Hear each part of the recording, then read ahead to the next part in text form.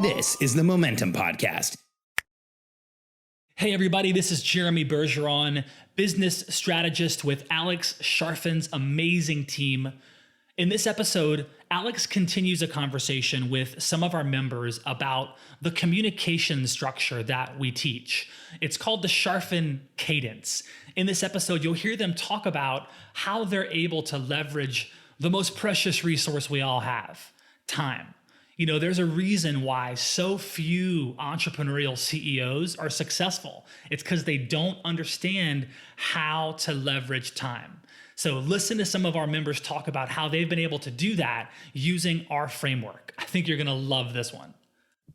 I'm Alex Charfen, and this is the Momentum Podcast, made for empire builders, game changers, trailblazers, shot takers, record breakers, world makers, and creators of all kinds. Those among us who can't turn it off and don't know why anyone would want to. We challenge complacency, destroy apathy, and we are obsessed with creating momentum so we can roll over bureaucracy and make our greatest contribution. Sure, we pay attention to their rules, but only so that we can bend them, break them, then rewrite them around our own will. We don't accept our destiny, we define it. We don't understand defeat because you only lose if you stop, and we don't know how. While the rest of the world strives for average and clings desperately to the status quo, we are the minority, the few, who are willing to hallucinate there could be a better future. And instead of just daydreaming of what could be, we endure the vulnerability and exposure it takes to make it real. We are the evolutionary hunters, clearly the most important people in the world, because entrepreneurs are the only source of consistent, positive human evolution, and we always will be. Awesome. Okay, so the second thing I want to talk about, so what we show entrepreneurs how to do is create a strategic plan. We've talked about that. We call that plan a waterfall. Now, one of the biggest issues with having a strategic plan, because there's so many companies that teach, make your plan.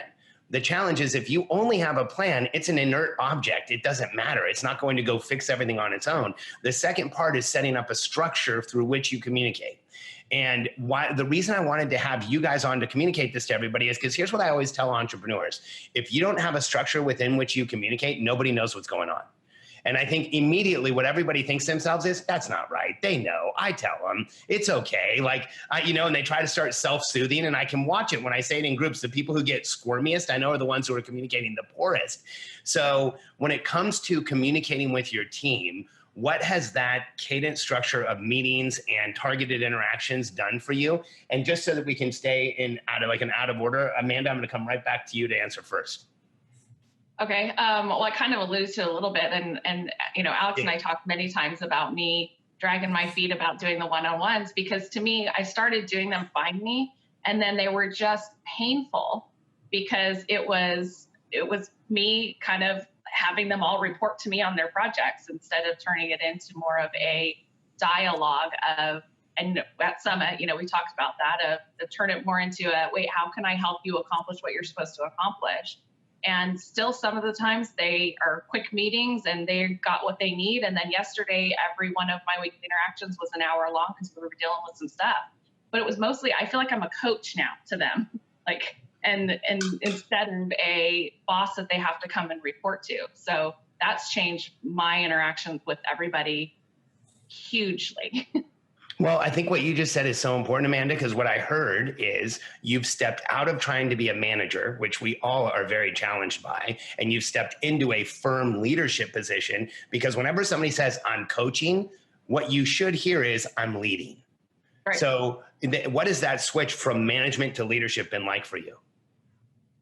I think it's helped, not only me be a better person, but I also see growth within my team, where they are, like I said, coming up with ideas, and, just because it was my idea and how to implement it doesn't mean it's the best idea.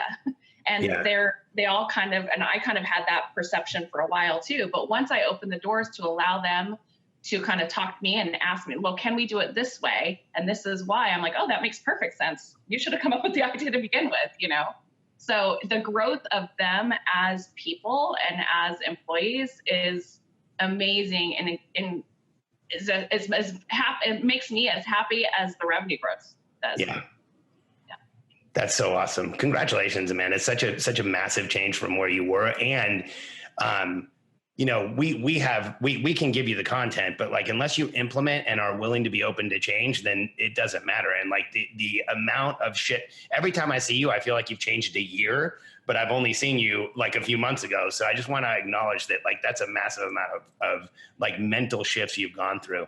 Wallace, in a large established company, you already have meetings and stuff set up and everything. So when I told you like, hey, Wallace, the solution to this is to set up really focused meetings, you looked at me like, you don't understand, man. Meetings in my company are terrible. So what has setting up a communication structure done in a situation like that, where you have an established business and a lot of people?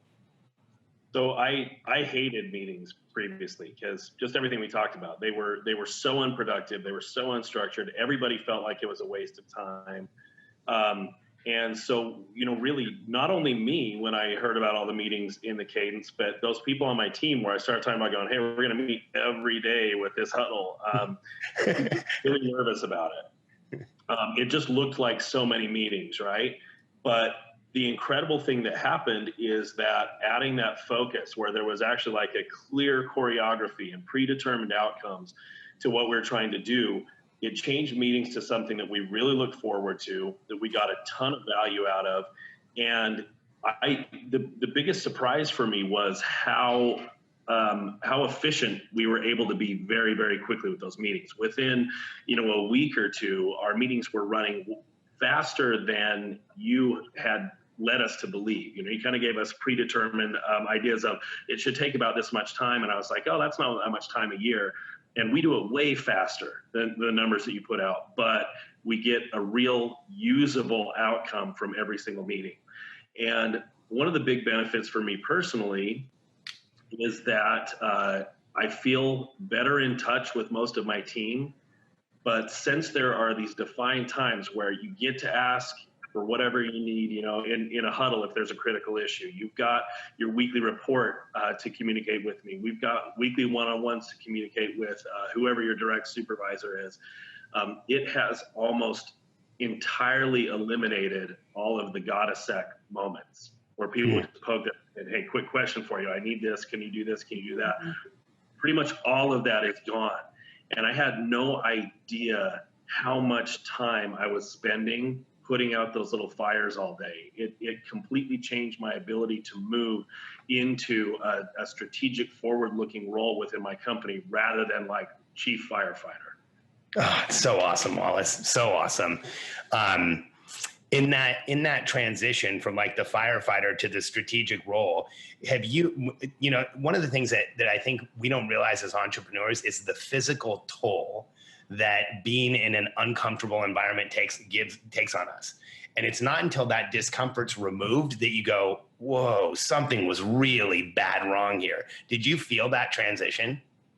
Oh, 100%. And, I don't think I'm unique in this as an entrepreneur, but I hate that stuff. It, as you said, makes me literally physically uncomfortable. So I would try to like avoid people. I'd know somebody needed to see me, and I'd be like going around the corner because I didn't want to feel that. But yeah, it's like being able to breathe again, getting rid of all of that bogging down, like lacking momentum, crappy energy of all the gotta-sec firefighting. That's awesome. I want to hear from Andrea and Justin as well. So Andrea, let's go to you next. So it's interesting because you are in a practice of one person. Like, this is a unique situation. I know there's a lot of people who are going to hear this that are in that place where maybe they have a VA, maybe they have an assistant, but they're the major driving force in the business. And you brought in a person to help you organize these meetings, and then you became a passenger. You let that person run the meetings, but you participated. What did having that structure, having that schedule, having the minimum effective dose amount of interactions do for you in this transition? I think I'm going to mirror a lot of what Wallace said, where I was so worried about having this person onboarded incorrectly, or I didn't know what I was going to have her do, or I didn't want her to feel like I was managing her. It almost forced me to take a step back and allow her to completely control the situation. So long as I would put in my input here or there, I would basically let her drive all the decisions. And I would kind of just say, yes, I love this. Let's try it. Or, you know what, I'm going to challenge you on that. I really don't feel comfortable. Let's do this. But for the majority of what I had to learn was let her set things up the way it makes sense for her, because that's why I hired her, is to create all of the project and manage me, which is with the person that I've been wanting to attract. But what I can say to that as well, not only having her on managing, so when I brought in my new associate, I also had Laura meet Megan, and she started to manage Megan and onboard Megan where I didn't have to, and tell Megan, like, this is how things are done. This is the motivation behind our company. These are the numbers that we're trying to achieve. And within that first week, Megan was like, oh, I can't wait for us to get to 40 patients. And how are we going to make that count? And so now on our daily huddles, I can really hear how much not only is Laura proud of what she's created by running these meetings and managing everything, I'm also hearing how excited Megan is as that associate to be a part of our business, which proved to me that the model worked, because I only had an N of one. I was like, great, I managed one person and she's cool. But bringing on that second person and how quickly she felt comfortable and rewarded and acknowledged, and also had autonomy, which is a huge thing that everybody is looking for. That was when I was finally like, wow, like this is working. Oh, that is so awesome, especially with a new person when they come in. And here's what I often share with people is, if you have a structure where you have clear outcomes, people understand their roles, and you have scoreboards that tell them whether they're winning or losing, that they will always engage and get excited about it. You saw that with a new practitioner coming in. Yeah. And I was so nervous. I was like, for the whole month, I was stressing out about what was that going to look like and that transition going to look like. On that very first day when Megan came in, I said, I'm going to have you and Laura have a meeting. And as soon as she ended that meeting, and I heard how Laura took over that meeting and the way she was describing our business and the enthusiasm that she had, I was like, wow, like Laura has completely taken control of her role. She's owning it. I didn't have to do any of that. Like literally the onboarding process wasn't even on me. All Megan has to do is show up to the meetings. Laura runs them. I'm there to hand out the awesome sauce and keep like the motivation up. And that's about it, you know? It's so awesome, Andrea. I love this. I remember when you came in, like I can't remember where the conversation was, social media or in person or where it was, but I remember distinctly you saying like, do you really think this is going to work? Right? Like, yeah. Even for me, like, I'm different than it was very similar to the conversation I had with Amanda. And honestly, similar to the conversation I had with Wallace. Wallace was like, established company. Do you really think it's going to work? And what we always share with people is these are universal principles. So it doesn't matter if it's an entry-level, college intern or an experienced physician. When you put the right systems in place, you're going to get the right stuff out of those individuals. So I love your perspective. Well, your answer to me was, if you implement it, it will work. So when I finally, because it still took me, I think, a week or two before I actually signed up, and I wanted to like vomit every single day after signing up, because I haven't shared revenues at all because I'm still like a business of one. And this has been a huge transformative year. So it's not like we've had massive growth in that way, but we've had a massive restructuring that now the growth can build upon. Yeah. And I was just like, and I'm in Canada too, guys. So it's like $1 million a month for me to be in this program. So I was just like, how is this going to work? And I just trusted the process. And because you said, if you implement it, it'll work, I said, I have to make this work then. And I just made sure on day one, I think I'm one of the fastest people to get through to the strategy call. Like I literally from start to 2 weeks later did the strategy call and had everything done. So it's like, just so I will take that. Yeah, there's a record. Like we watched that stuff, and I'm pretty sure you are still the record holder. And we were all blown away when you did it, because we're like, the minimum anyone could do it in is this, and no one's ever going to do that. And I think you either did it by that or one day more. So you broke our like long-standing, no one will ever try. They haven't met me yet. Right, exactly. So Justin, I'm going to come to you on the same question. This is funny. I remember distinctively having a conversation with you, and I think Brian was in the room, And I was telling you guys about, like, guys, you have to schedule these meetings. You have to do them when they should be. And you were like, Alex, Brian sits right here. We talk all the time. Why do we need to have these meetings? This doesn't make sense. And we had a conversation at the end. You were like, okay, I'll try it. Do you remember that conversation of like, how can this possibly change things? Yeah, I do. And actually, because we started doing those meetings, he no longer works next to me. He just goes to his own house now. Right. He doesn't have to be there. Yeah, exactly. But yeah, I guess to your point, before I guess we started the Cadence, I didn't even have a calendar to put meetings on. I'm not kidding. Like, we did not keep a calendar. I didn't use one until we started the Cadence. So like it was a lot of changes for us. But I think as a result, like we just started moving faster. Because we had that feedback loop, right? Like every day we're meeting, it's the critical issues of what's the problem. Okay, do this, do this, do this. And now they're ready to go, as opposed to everything was just, you got a minute, or hey, I'm having an issue with this. And I'm like, okay, I'll stop what I'm doing and help out Brian or Katie or whoever, or vice versa. I'm get stuck and I have to wait on them to finish something before I can keep going. Yeah. So I think that was definitely probably the biggest thing, is we could just go faster. There was one thing that surprised me though, and this kind of came about over the past couple months.